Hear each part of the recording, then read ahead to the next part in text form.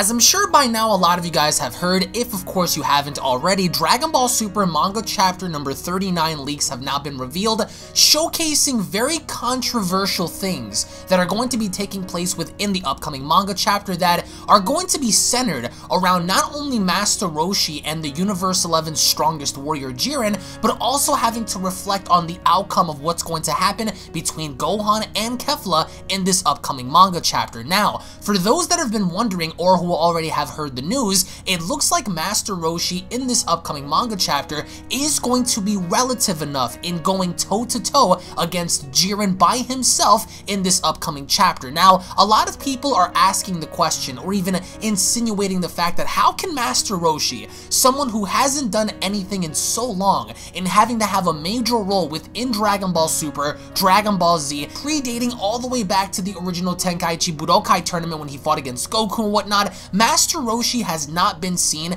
to do anything of significant importance to place him on a relative pedestal to Goku and Vegeta, who have come such a long way in training with gods, battling against the universe's strongest fighters, and in this upcoming manga chapter, we are going to see Master Roshi square off toe-to-toe against Jiren, and as you guys can see on screen, before engaging against Jiren, Master Roshi is going to have a role in fighting against Casserole and some of the other warriors of Universe 11. Now keep in mind, when the Viz Media English translation version of this manga comes out, I will be giving you guys my full review and the context behind why Roshi is doing what he's doing, and Roshi should be, if anything, a respected character within the world of Dragon Ball. He is the master. He is the master of being a martial artist. However, it looks like that is what Tori Otaro is implying in this upcoming manga chapter. It's not necessarily about power, because yes, Jiren can kill Roshi without question, and there is nobody within this community that can refute that fact and the idea that Roshi can be killed by Jiren.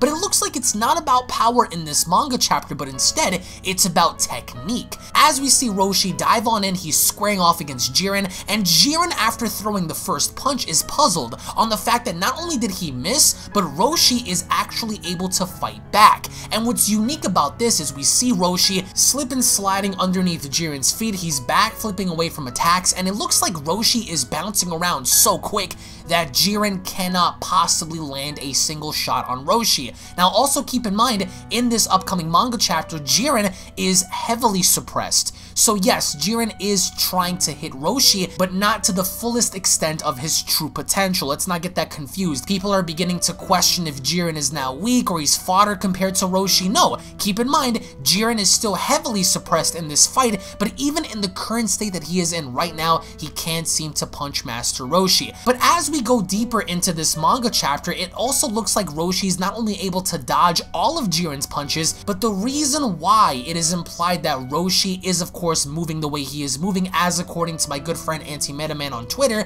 it is implied that perhaps Ultra Instinct is not a direct power that you gain, unlike how we saw in the anime, but more or less a technique that Master Roshi knows and is using to avoid all of Jiren's attacks. Now for me personally, looking at this, how many people can you sit there and say definitively believed that Master Roshi was going to have any sort of role in having to fight a warrior of this caliber in the manga? Not a single person in this community ever even fathomed the idea of Roshi fighting Jiren, but now we're getting it based on Tori Otaro's idea of how he wants to incorporate Ultra Instinct. And speaking of Ultra Instinct, yes, Goku does in fact gain Migate no Gokui. He does gain Ultra Instinct in the manga, and in fact it is Ultra Instinct Omen.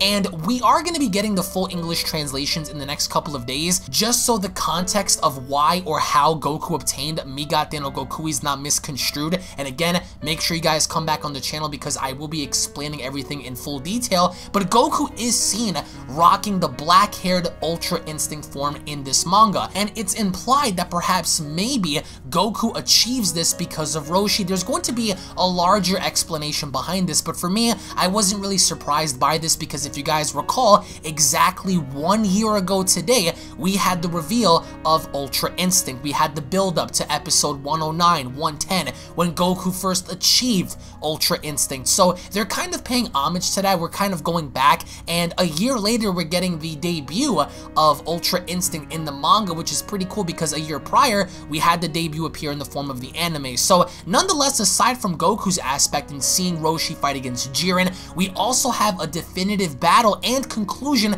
between Kefla and Gohan. Now, as you guys can see on screen, Kefla seems to be dominating Gohan. She's stomping on him. She's literally beating Gohan into the ground. She's bouncing on his chest. She's pummeling him deeper and deeper and deeper within the stage that we see the amount of pressure that she's creating. Everybody originally would assume that Gohan is finished. And in fact, we get to see how Gohan not only grabs Kefla by the legs, but in fact, he ends up putting a very good fight up against Kefla to the point where both Gohan and Kefla are really damaged. And I mean bloody, scratched. They're both very injured, and by the end of this manga chapter, we get to see how Kefla is beginning to taunt Gohan, and Gohan is not afraid of Kefla. Every single person, including myself, has wanted to see Gohan have a significant role in Super in doing something relevant, and in fact, right now, to this day, he is doing something relevant against a super fusion, that known as Kefla, and Kefla is incredibly powerful, but according to how Toryotaro has been designing, and of course, including Gohan in the manga,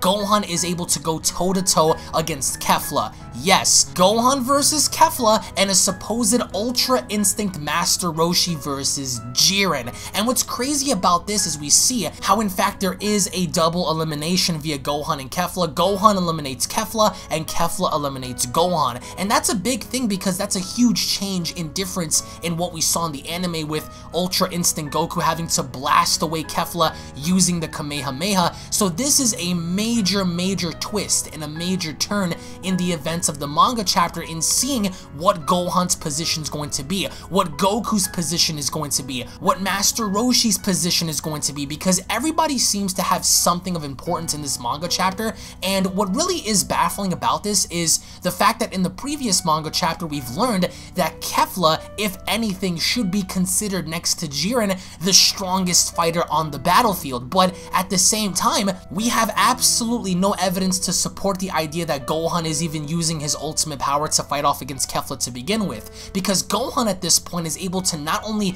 damage Kefla, which in fact nobody else has done before other than Goku in the anime and of course Gohan now in the manga, but Gohan is actually able to hurt her to the point where he can toss her out. And that's crazy because we also don't have any information as to what stage Kefla is using in her Super Saiyan form. We don't know if she's Super Saiyan 1 and we don't know if it's Super Saiyan 2. It could be either level, but regardless of that fact, it is shown within the manga that Gohan is able to rival her in terms of having to damage her and having to eventually eliminate her. So if you guys are wondering how I feel about this, as for the Gohan slash Kefla fight, that seems to be, for me at least, a bit more believable than having to accept the idea of an Ultra Instinct Master Roshi fighting off against Jiren. Now again, in terms of Roshi's appearance, he hasn't changed in appearance, but apparently according to some translations, it looks like Master Roshi knows of it, which is why he is able to dodge Jiren, he's able to avoid him, and Jiren can't seem to touch him. But when you look at Goku, he's completely changed. He has a new appearance, he does look very reminiscent to the